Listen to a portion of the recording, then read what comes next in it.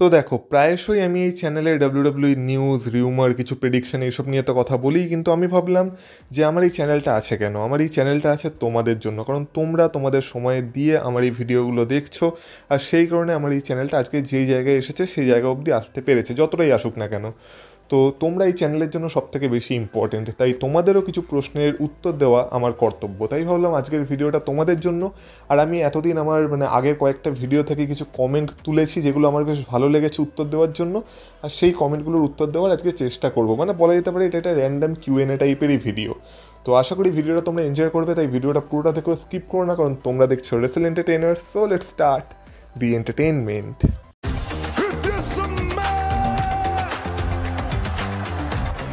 Acknowledge me. Acknowledge me. You there, sitting at home. Acknowledge me. দাদা, Roman Reigns versus জন সিনা, এই ম্যাচটা হবার কি কোনো পসিবিলিটি আছে? তো দেখো, সত্যি কথা বলতে রোমান রেইন্স ভার্সেস জন সিনা এই স্টেজে একটা বিশাল বড় ম্যাচ। কারণ আমরা যেমন দেখতে পেয়েছি যে জন সিনার ইতিমধ্যে হিল টার্ন হয়েছে, যেটা প্রথমবারের জন্য হয়েছে ডাব্লিউডাব্লিউর ইতিহাসে। আর রোমান রেইন্সকে এই মুহূর্তে আমরা বেবি ফেস বলতেই পারি। তো এর আগে আমরা রোমান রেইন্সের জন সিনার অনেকগুলো ম্যাচই দেখেছি। একটা দেখেছিলাম সবার প্রথমে নো মার্সিতে, যেখানে রোমান রেইন্স, জন সিনা দুজনই আর কি বেবি ফেস ছিল। তারপরে নেক্সট তাদের মধ্যে আরও বিভিন্ন ম্যাচ হয়েছে লাইভ ইভেন্টে, বা সেগুলো যদি বাদ দিয়ে দিই তাহলে জন সিনা আর রোমান রেইন্সের সামার স্ল্যামেও আমরা একটা ম্যাচ দেখেছিলাম, যখন রোমান রেইন্স তার ট্রাইবাল চিফ ক্যারেক্টারে ছিল আর জন সিনা তখন ফেস ছিল। কিন্তু এই মুহূর্তে যদি রোমান রেইন্স আর জন সিনার ম্যাচ হয় তাহলে ক্যারেক্টার পুরোপুরি চেঞ্জ হয়ে গেছে। এখন রোমান রেইন্স হবে বেবি ফেস আর জন সিনা হবে হিল। তো হ্যাঁ, ম্যাচটা তো অবশ্যই একটা দুর্দান্ত একটা ব্লকবাস্টার ম্যাচ হবে, আর এই ম্যাচটা অনেকটা অ্যাটেনশনও নেবে। কিন্তু এই ম্যাচটা কি এখন হবে, এই প্রশ্নের উত্তর যদি আমার দিতে হয় তাহলে আমি বলবো যে পসিবিলিটি খুব কম। আর দেখে মনে হচ্ছে না যে এই মুহূর্তে রোমান রেইন্স আর জন সিনার ম্যাচ হবে বলে। এবার তোমার মনে প্রশ্ন উঠতে পারে যে ম্যাচটা যদি ভালো ব্লকবাস্টার ম্যাচ হয়ে থাকে তাহলে হবে না কেন? তার একমাত্র কারণ হচ্ছে জন সিনার কাছে এই মুহূর্তে লিমিটেড কিছু সময়ই আছে। এই বছরের পর জন সিনাকে আমরা এমনিও আর দেখতে পাবো না। আর সম্ভবত জন সিনার হাতে আর মাত্র 18টা কি 19টা ডেট আছে। এবার এই ডেটের মধ্যে প্রত্যেকটা ডেটে সে ম্যাচ করবে তেমন তো না, স্টোরি লাইন ডেভেলপমেন্ট হবে। আর এই মুহূর্তে জন সিনার নেক্সট টার্গেট হচ্ছে কোডি রোডস, তো সেই স্টোরিটা ডেভেলপ হবে। আর তারপরেও আমার মনে হচ্ছে না যে রোমান রিংস আর জন সিনার এই মুহূর্তে কোনো ক্ল্যাশ হবে বলে। কারণ এক তো রোমান রিংস নিজেই বাড়ি বসে আনন্দ করে ছুটি কাটাচ্ছে, তো রোমান রিংসের কোনো মুড আছে বলে তো মনে হয় না। আর জন সিনারও আরও অন্যান্য অনেক স্টোরি পেন্ডিং আছে, যেগুলো এই মুহূর্তে রোমান রিংস আর জন সিনার ম্যাচের মাঝখানে চলে আসবে। তো এই মোমেন্টে এখনকার স্টোরি লাইন দেখে মনে হচ্ছে না যে রোমান রিংস আর জন সিনার ম্যাচ জন সিনার এই ফেয়ারওয়েল ট্যুরে হবে বলে। এভলিউশনে ছেলেরা কেন নেই? আচ্ছা, তো দেখো, তোমার ডিপিতে আমি বিরাট কোহলির ছবি দেখতে পাচ্ছি। তো বিরাট কোহলিকে দিই তোমাকে একটা উদাহরণ দিই। ভারতের একটা মেন্স টিম আছে, ভারতের একটা ওমেন্স টিম আছে, ক্রিকেট টিমের কথা বলছি। তো এবার তুমি বলো বিরাট কোহলি ভারতের ওমেন্স টিমে কেন নেই? উত্তর কি? কারণ এটা ওমেন্সদের টিম, আর ওমেন্সদের টিমে মেন্সরা থাকতে পারে না, মেয়েদের টিমে ছেলেরা থাকতে পারে না, তেমন ছেলেদের টিমে মেয়েরা থাকতে পারে না। ডাব্লিউডাব্লিউর ক্ষেত্রেও তাই। এভলিউশন হলো একটা women's exclusive premium live event, যেই ইভেন্টটা করাই হয়েছে শুধুমাত্র মেয়েদের জন্য। আর ওমেন্স রেসলিংকে গ্রো করার জন্য, বা ওমেন্সরাও যে মেন্সদের সমান এটা বোঝানোর জন্য আর কি এভলিউশনকে প্রমোট করা হয়েছে, বা এভলিউশনকে আনা হয়েছে। যেটা আনা হয়েছিল সম্ভবত 2018-তে কি 2017-তে, যখন এভলিউশন 1 হয়েছিল, আর তারপর এখন হতে চলেছে এভলিউশন 2। তো যেটা মেয়েদের জন্য বানানো হয়েছে, সেই মেয়েদের ইভেন্টে ছেলেরা কী করেই বা আসবে? আর যেহেতু এটা women's exclusive premium live event, আর সেই কারণেই এভলিউশনে ছেলেরা নেই। সিম্পল উত্তর। দাদা, টামাটোঙ্গা কোথায় হারিয়ে গেল? আর টামাটোঙ্গাকে নিয়ে একটা কমেন্ট না, আরও অনেক কমেন্ট এসেছে, যেমন হোয়ার ইজ টামাটোঙ্গা? টামাটোঙ্গা এখন কোথায়? টামাটোঙ্গা কি সোলোর ব্লাড লাইনেই থাকবে? তো আমার দর্শকদের মধ্যে টামাটোঙ্গার একটা বিশাল বড় ফ্যান বেস আছে দেখতে পাচ্ছি। এবার টামাটোঙ্গা এখন কোথায়, তার সিম্পল উত্তর হচ্ছে টামাটোঙ্গার এখন একটা ইঞ্জুরি হয়েছে, সেই ইঞ্জুরি থেকে টামাটোঙ্গা এখন রিকভার করছে, সেই কারণে এখন ডাব্লিউডাব্লিউর বাইরে টামাটোঙ্গা আছে। আর নেক্সট যে প্রশ্নটা ছিল সেটা হচ্ছে টামাটোঙ্গা কি সোলোর ব্লাড লাইনেই থাকবে? তো এইটা নিয়ে একটা আপডেটও আছে যেটা তোমাদের জানিয়ে রাখি। তো এরকম মনে করা হচ্ছে টামাটোঙ্গার যখন রিটার্ন হবে আর কি, টামাটোঙ্গা হয়তো সোলোর ব্লাড লাইনে আর থাকবে না। এর আগে আমরা টামাটোঙ্গাকে আর আমাদের লেজেন্ড টঙ্গালোয়াকে এক টিমে দেখেছিলাম, যেখানে তারা সোলো সিকোয়ার সাথেই থাকতো।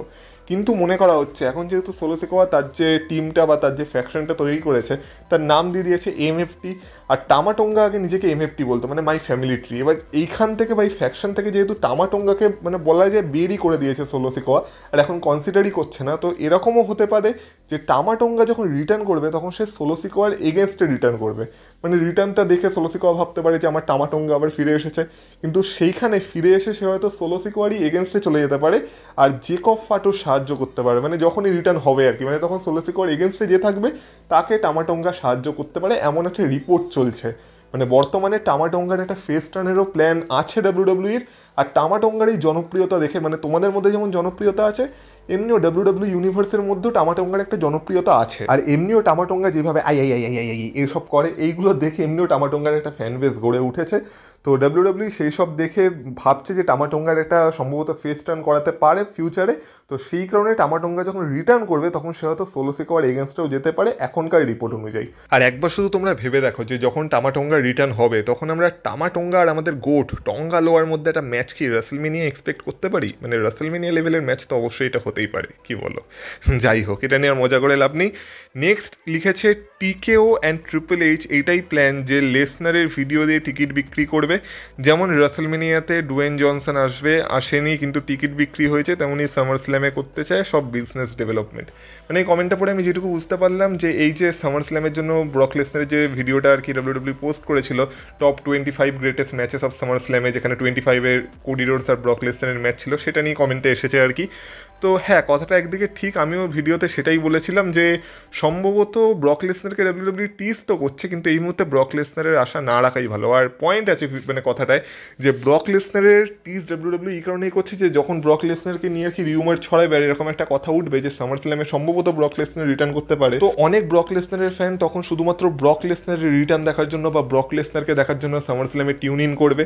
এছাড়া অনেক টিকিটও ব্রক লেসনারের নামে বিক্রি করা যেতে পারে, মানে এই রিউমারটাকে ছড়িয়ে। তো সেই কারণে সম্ভবত ডাব্লিউডাব্লিউ ব্রক লেসনারকে প্রত্যেকটা ইভেন্টের আগেই টিজ করে। কিন্তু আমি তোমাদের যেমন বলেছি, ব্রক লেসনারের উপর যেসব অ্যালিগেশন লেগেছে বা যেসব দোষারোপ ব্রক লেসনারের উপর করা হয়েছে, সেগুলো দেখে এখন ব্রক লেসনারের রিটার্ন একটু সমস্যার মুখে তো অবশ্যই আছে। কিন্তু হ্যাঁ, আমরা আশা করবো না, কিন্তু কখনো যদি ব্রক লেসনারের রিটার্ন হয়ে যায় সেটা ডাব্লিউডাব্লিউর ইতিহাসের one of the greatest return হতে চলেছে, এই কথাটা একবারে কনফার্ম। কিন্তু তোমার কথাতেও লজিক আছে যে এই যে ব্রক লেসনারের টিজগুলো ডাব্লিউডাব্লিউ দিচ্ছে, এটা সম্ভবত ডাব্লিউডাব্লিউ টিকিট সেলকে মানে ইনক্রিজ করার জন্যই করছে, যেটা ডাব্লিউডাব্লিউ করেই থাকে। যেমন আমাদের রক এলিমিনেশন চেম্বারে চলে এসেছিল, জন সিনার হিল টার্ন হয়ে গেল, আর এগুলো হয়েছিল শুধুমাত্র এলিমিনেশন চেম্বারের টিকিট সেল বাড়ানোর জন্য। তো হ্যাঁ, বিজনেস পয়েন্ট অফ ভিউ থেকে দেখতে গেলে এটা ডাব্লিউডাব্লিউর একটা স্ট্র্যাটেজি হতেই পারে। 2-3 দিন পর একটা লাইভ ইভেন্ট বানায়, তাই স্টোরি লাইনের কোনো আগামাথা নেই। আর আমি এই কথাটার সাথে 100% এগ্রি করছি, মানে তোমার এই কথার সাথে আমিও একমত। তার কারণ হচ্ছে, আমিও আমার ভিডিওতে এটা বলেছিলাম যে এই মুহূর্তে ডাব্লিউডাব্লিউ রাশ করছে, মানে 2-3 দিন পর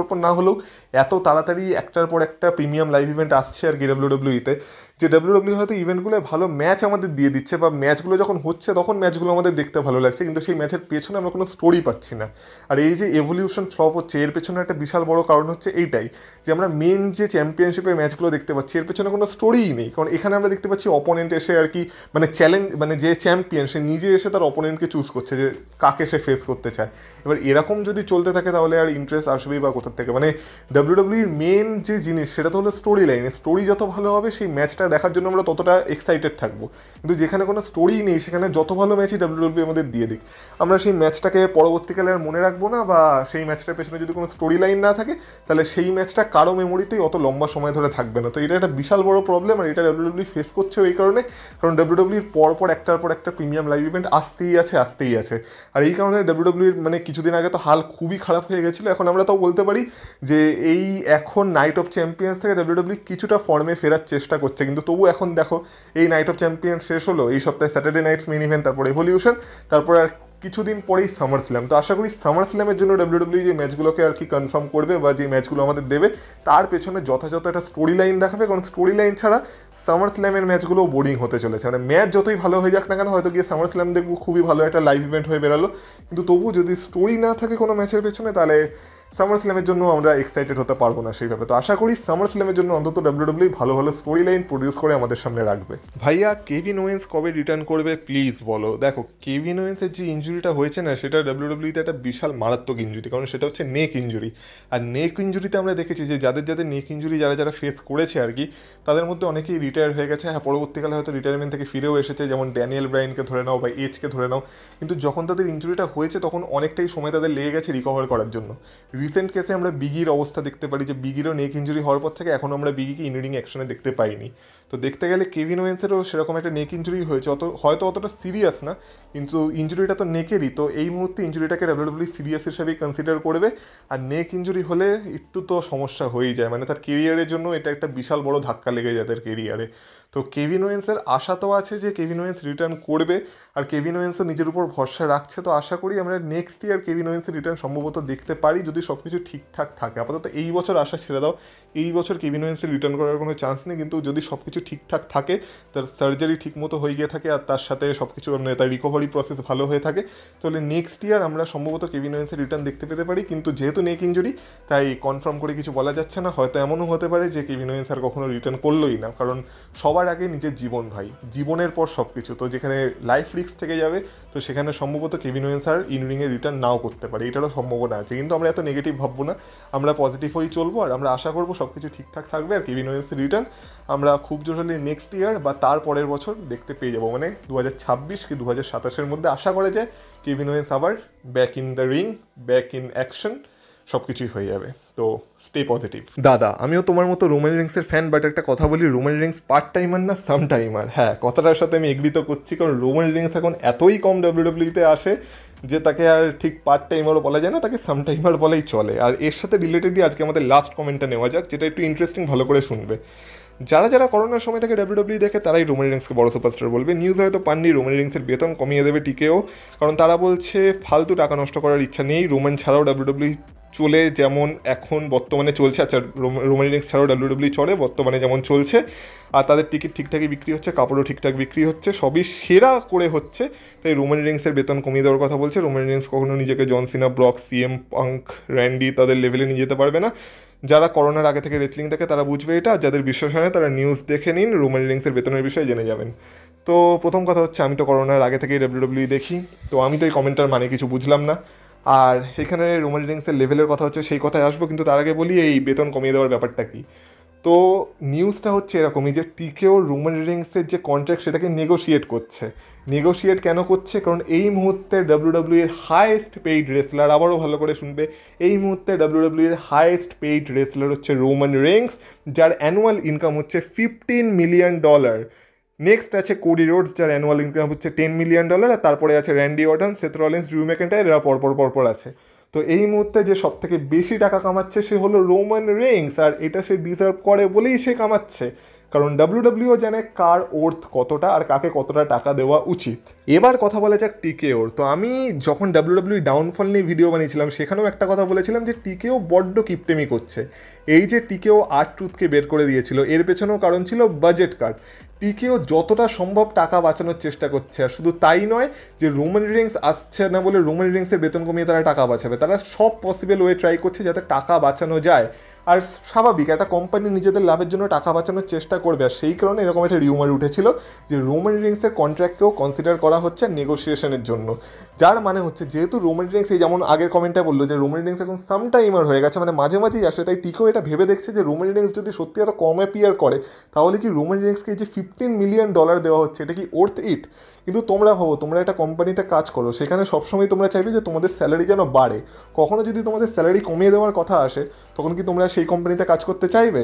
আর তোমাদের এটা মনে হচ্ছে রোমান রিংসকে যদি মুখের উপর টিকেও বলে যে আমরা তোমার স্যালারি কমিয়ে দেবো বা $15 মিলিয়ন থেকে কম দেবো, তাহলে রোমান রিংস থোড়াই আর ডাব্লিউডাব্লিউতে আসতে চাইবে? এখন যেইটুকু আসছে, ফিউচারে সেটাও আসবে না, কারণ রোমান রিংসের জন্য অলরেডি হলিউডের রাস্তা খুলে গেছে। তো এই যে কন্ট্রাক্ট নেগোসিয়েশনের কথা চলছিল, বা টিকেও যে মানে $15 মিলিয়ন থেকে কম দেওয়ার কথা ভাবছিল, সেটা বাস্তবে কোনোদিনই সম্ভব হবে না। কারণ যদি রোমান রিংসকে বলা হয় যে ঠিক আছে, তুমি তো এখন মাঝে মাঝেই আসো, বছরে 2-3 বার তোমাকে দেখা যায়, তো তোমাকে আমরা $15 মিলিয়ন দেবো না, তো ওই যে 2-3 বার রোমান রিংসকে দেখা যায়, সেটাও আর দেখা যাবে না। এবার রোমান রিংসকে দেখা না গেলে কি ডাব্লিউডাব্লিউ সত্যিই ভালো চলবে?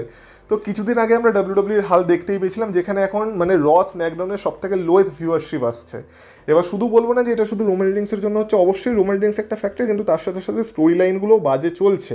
কিন্তু এটাও তেমন একটা প্রুভেন ফ্যাক্ট, যখন রোমান রিংস আসে বা রোমান রিংসের রিলেটেড কোনো স্টোরি লাইন চলে, সেটা অলরেডি একটা ব্লকবাস্টার স্টোরি লাইন হয়ে যায়। এখন তোমরা সেথ রলিন্সের স্টোরি লাইনটাই দেখো, এই স্টোরি লাইনটার উপর সবার ইন্টারেস্ট আছে, আর এই স্টোরি লাইনটা থেকে কার রিটার্নের সম্ভাবনা বেড়ে যাচ্ছে, সেটা হলো রোমান রিংস। আর এই মুহূর্তে বলা যেতে পারে ডাব্লিউডাব্লিউ এটাই হচ্ছে সব থেকে ফ্যাসিনেটিং আর সব থেকে ভালো স্টোরি লাইন।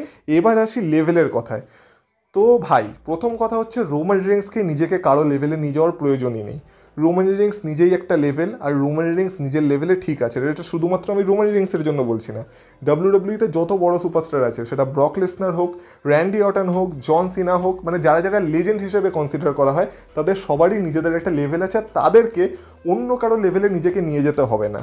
তো তারা জানে যে তারা কি আর তারা কোথায় স্ট্যান্ড করে, আর তারা ডাব্লিউডাব্লিউর জন্য কতটা গুরুত্বপূর্ণ। তাই নিজেদেরকে প্রমাণ করার জন্য অন্য কারো লেভেলে তো এদেরকে নিয়ে যেতে হবে না নিজেদেরকে।